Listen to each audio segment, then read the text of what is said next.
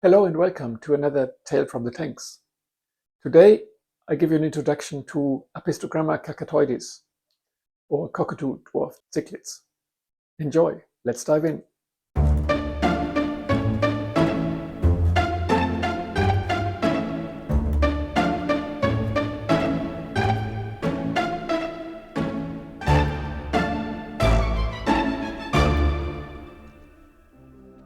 So Apistogramma Cacatuoides are also known as Cockatoo Dwarf Cichlids. They are native to South America.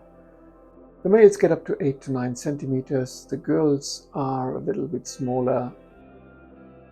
They like their temperature a bit on the warmer side, 26 to 28 degrees, and a pH slightly acidic with soft water, typical parameters for South American cichlids. Really, for tank setup, I would recommend a minimum of a 40-liter tank. Lots of plants in them so that you can break the line of sight, because they can be a little bit aggressive.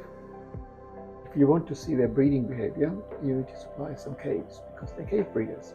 We look at this in a bit more detail a little bit later on. For substrate, I would recommend small gravel or sand.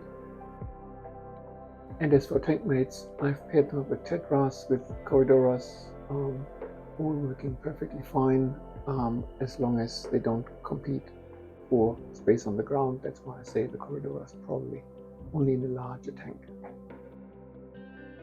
And as far as food is concerned, I've fed them smaller pellets or even some flakes. They love their bloodworms and any little fish like that, like brine shrimp, so no surprises there.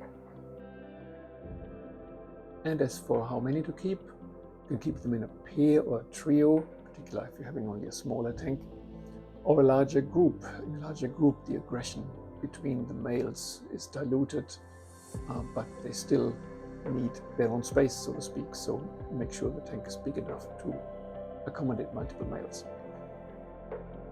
Luckily, this species has a fairly strong sexual dimorphism, so the females usually have a rounded tail fin and a roundish belly, and less colorful than this one. This one was exceptional. This is more like what you usually see. For the males, their fins are spikier. The dorsal fins in particular have spikes, and the tail fin is a different shape, as you can see, and they're throughout very strongly colored compared to the girls.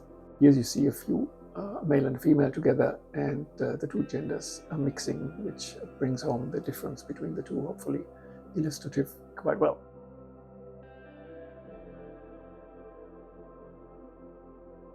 Now, breeding these guys I actually found almost a bit too easy.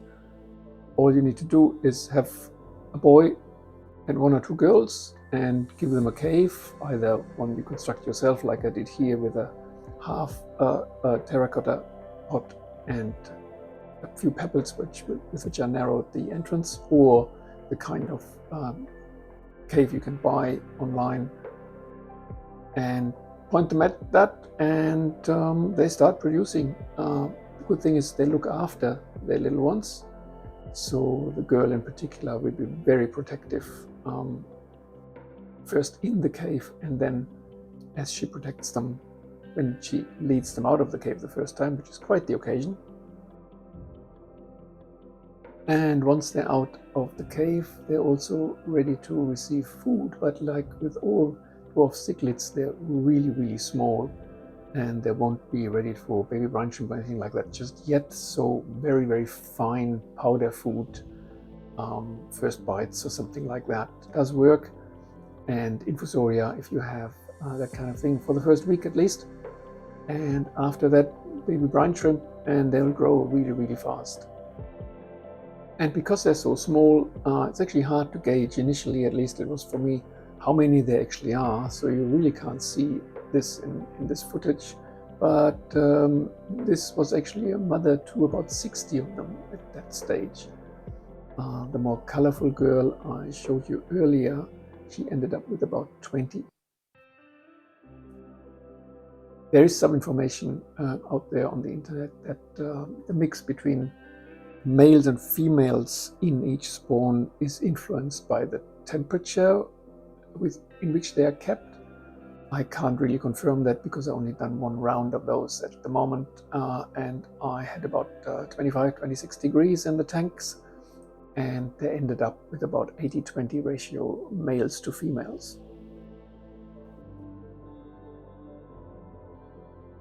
After a few days, the little ones grow a bit more confident and come up from the substrate, and also become a whole lot more of a handful for the mother to keep them in a tight group, which she obviously preserves. But you can see here what I said earlier, it is actually a fairly good batch that this one produced. And because she was such a good mother, I left her together with her offspring for a bit longer than you probably would normally do. So this is about 2 months in. But eventually I had to separate them out into grower tanks. As you can see here, this is after about 6 months, and they're ready to be sold or given to friends and family, which is what I did. These days I keep 2 boys and 2 girls in about 120-liter tank. It's about 80 centimeters wide, and they've arranged themselves quite nicely with one pair living on the left and the other pair living mostly on the right, and get on rather well. I didn't give them a cave this time because I really can't cope with them producing so much offspring at the moment, but you can see they are certainly interested in doing the business if you give them a chance. So that's the lowdown on Apistogramma Cacatuoides. As with all dwarf cichlids, very interesting little fish, lots of character. Unlike a lot of tetras, for example, these guys are always interested what goes on around the tanks, so they come to the glass and want to be entertained, and not just for food, just out of curiosity, and that's a really charming feature of this little critter. So I'd recommend, if you have the opportunity to keep this kind of species, go for it, it's worthwhile. If you found this video useful and interesting, please like and subscribe to my channel. There's more to discover there. And I see you in the next Tale from the Tanks.